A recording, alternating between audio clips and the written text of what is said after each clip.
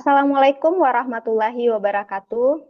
Kembali lagi bersama kami, kelompok 2, Angkatan 14, gelombang 2, peserta latsar CPNS Kementerian ATR BPN. Nah, dalam diskusi kita pada hari ini, temanya yaitu Best Practice and Bad Practice dalam penerapan substansi mata pelatihan manajemen ASN.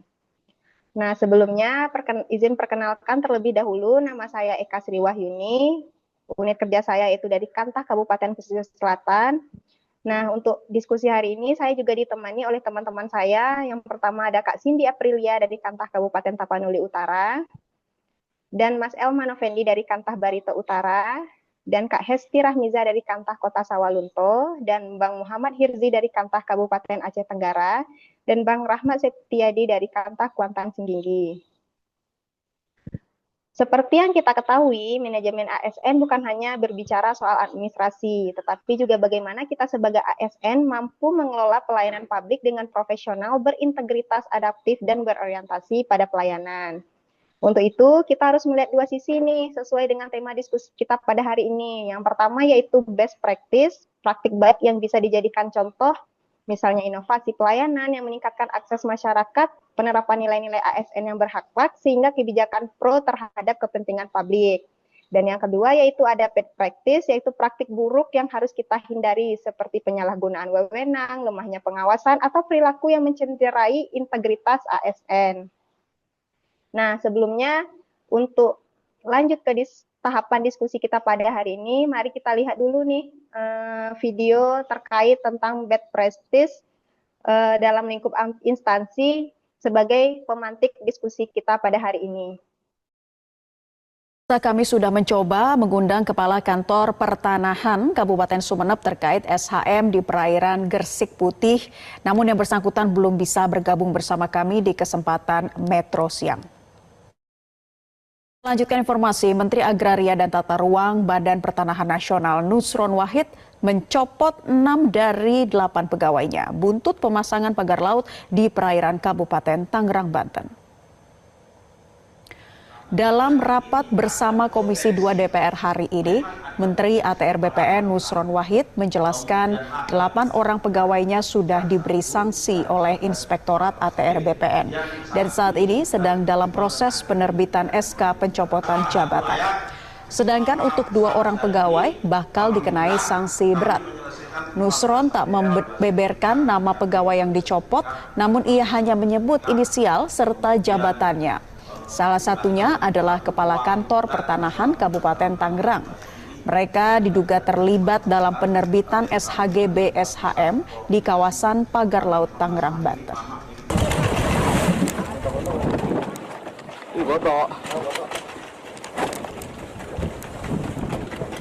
Kita memberikan sanksi berat, pembebasan dan penghentian dari jabatannya pada mereka yang terlibat kepada 6 pegawai dan sanksi berat kepada 2 pegawai.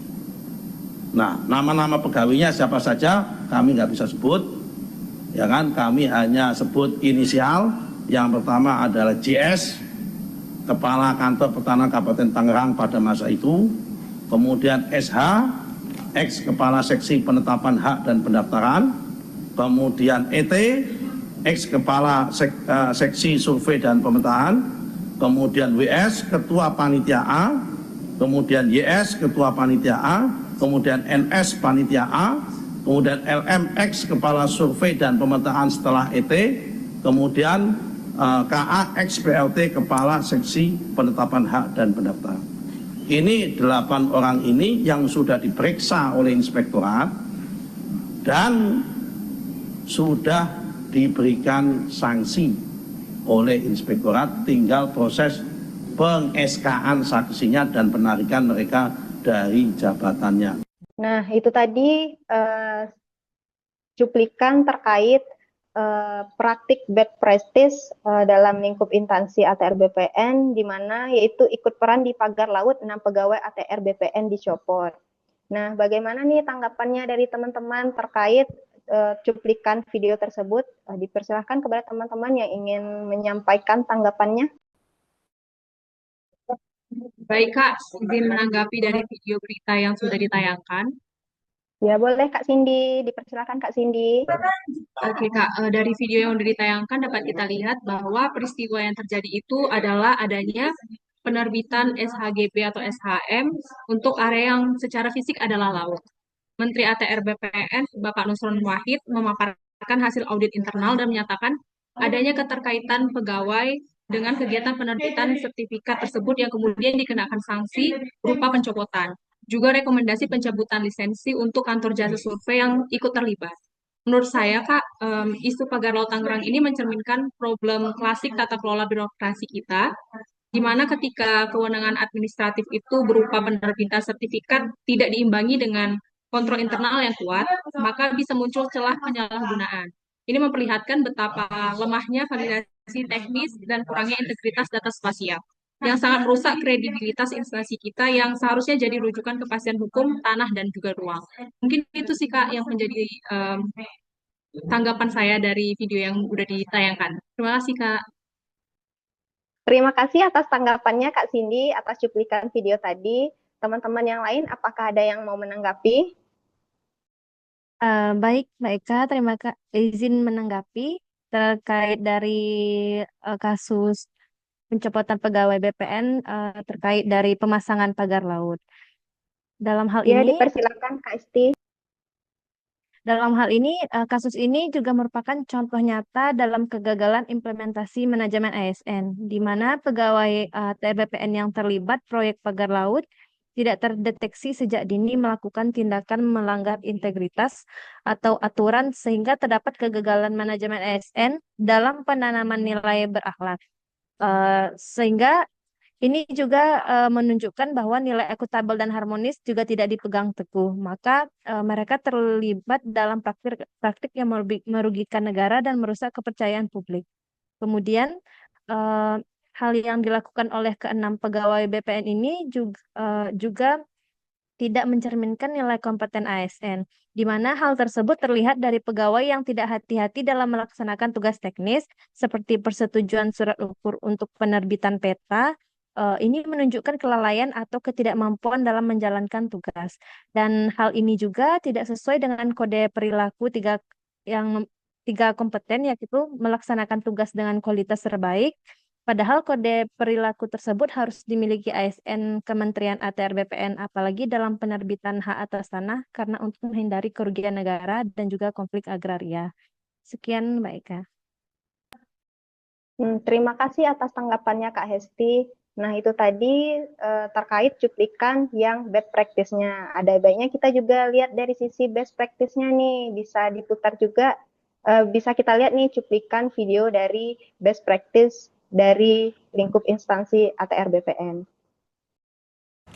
Menteri Agraria dan Tata Ruang Kepala Bidang Pertahanan Nasional Hadi Cahyanto meminta seluruh kantor pertahanan membuka layanan prioritas pada hari Sabtu dan Minggu untuk masyarakat.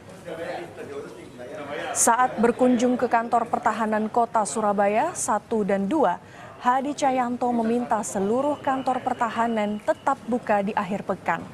Menurut Hadi, pembukaan loket di akhir pekan akan memudahkan masyarakat yang tidak bisa mengurus persoalan pertanahan pada hari biasa.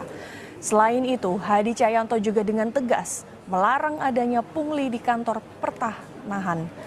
Ia tidak segan memberikan sanksi jika ada petugas yang melakukan pungli dan tidak memberikan pelayanan terbaik pada masyarakat. Saya sudah perintahkan setiap kantor pelayanan memberikan loket prioritas untuk masyarakat yang mengurus sendiri. Dan loket prioritas itu pun saya minta dibuka hari Sabtu dan Minggu untuk memberikan kesempatan kepada masyarakat yang memang bekerja masuk hari Senin sampai Jumat. Sabtu Minggu adalah hari yang mereka libur, mereka bisa masuk sendiri. Kemudian saya juga minta Kakanta supaya memberikan pelayanan terbaik. Senyum, memberikan informasi yang jelas, dan satu yang saya wanti-wanti tidak ada pungli. Nah, itu tadi cuplikan video terkait best practice di instansi ATR BPN. Untuk teman-teman, ada yang ingin menanggapi terkait cuplikan video tersebut? Izin menanggapi video tadi, Kak. Iya, dipersilakan Bang Rahmat. Ya, terkait video mengenai dibukanya pelayanan akhir pekan ini mencerminkan penerapan manajemen ASN yang berbasis sistem merit dan birokrasi tata kelola dengan baik. Karena manajemen ASN yang terlibat pelayanan akhir pekan bisa memberikan kemudahan bagi masyarakat untuk mengurus administrasi pertanahan. Ya, selain itu, dengan adanya pelayanan akhir pekan ini juga bisa mengasah nilai kompeten, adaptif, dan berorientasi pelayanan. Karena ASN harus siap mengabdi dan harus siap menghadapi lonjakan pemohon serta pelayanan yang berbeda dari hari-hari biasanya, Kak. Mungkin itu dari saya, Kak. Terima kasih atas tanggapannya Bang Rahmat. Teman-teman lain ada yang ingin menanggapi? Saya Kak ingin menanggapi Kak. Ya, dipersilakan Bang Hirzi. Iya, dengan tetap membuka pelayanan pada hari libur, terutama pada hari Sabtu dan Minggu, PNS di sini menunjukkan peran sebagai pelayan publik yang dapat memenuhi kebutuhan masyarakat terhadap kebutuhan pelayanan pertanahan. Tentunya ini sangat sesuai dengan fungsi ASN sebagai penyedia layanan publik yang profesional. Itu dari saya, Kak. Terima kasih. Terima kasih atas tanggapannya Bang Hirzi. Mas Fendi, apakah ada yang ingin mau ditanggapi? Baik, Kak. Terima kasih. Eh, dengan dibukanya pelayanan di akhir pekan menunjukkan penerapan dari manajemen ASN, yaitu berorientasi pelayanan dan akuntabel oleh pegawai Kementerian ATR BPN. Solusi untuk memenuhi kebutuhan masyarakat yang tidak bisa mengurus kebutuhan terkait pertanahan dengan menyesuaikan jam layanan operasional menunjukkan kode ASN nomor 2, yaitu ramah, cekatan, solutif, dan dapat diandalkan. Utamanya solutif dan dapat diandalkan. Serta kebijakan ini juga untuk mendorong masyarakat untuk melakukan permohonan secara langsung tanpa calo. Hal tersebut dapat memutuskan rantai pungli yang dilakukan oleh calo. Hal tersebut sesuai dengan kode etik melaksanakan tugas dengan jujur, bertanggung jawab, cermat, disiplin, dan berintegritas tinggi. Terima kasih, Kak.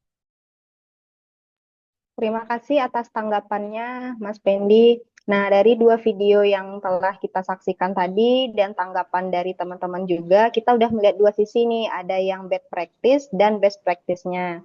Di mana yang bad practice ini merupakan keterlibatan pegawai dalam kasus sertifikat. Peristiwa ini menjadi peringatan serius bahwa tanpa integritas, transparansi, dan pengawasan yang ketat, manajemen ASN dapat disalahgunakan dan justru merugikan masyarakat serta merusak citra institusi. Nah, dari sisi best practice-nya, di samping sisi bad practice tadi, bad practice yang ditunjukkan melalui kebijakan pelayanan tanah akhir pekan menjadi contoh bagaimana ASN mampu menghadirkan layanan yang inovatif, adaptif, dan benar-benar berorientasi pada kepentingan masyarakat. Nah, dengan demikian, pelajaran yang bisa kita ambil yaitu yang pertama, praktik baik harus tetap diperkuat dan dikembangkan agar menjadi budaya kerja di lingkungan ASN, dan praktik buruk harus dihindari dengan memperkuat pengendalian internal, meningkatkan integritas, serta menanamkan nilai-nilai berakhlak dalam setiap tindakan ASN. Pada akhirnya, keberhasilan manajemen ASN terletak pada keseimbangan antara peningkatan kualitas pelayanan publik dan penegakan disiplin serta integritas. Nah, mungkin itu saja diskusi kita pada hari ini. Terima kasih kepada teman-teman yang sudah menanggapi sekian diskusi kita. Kalau ada salah dan jagal, saya mohon maaf. Assalamualaikum warahmatullahi wabarakatuh.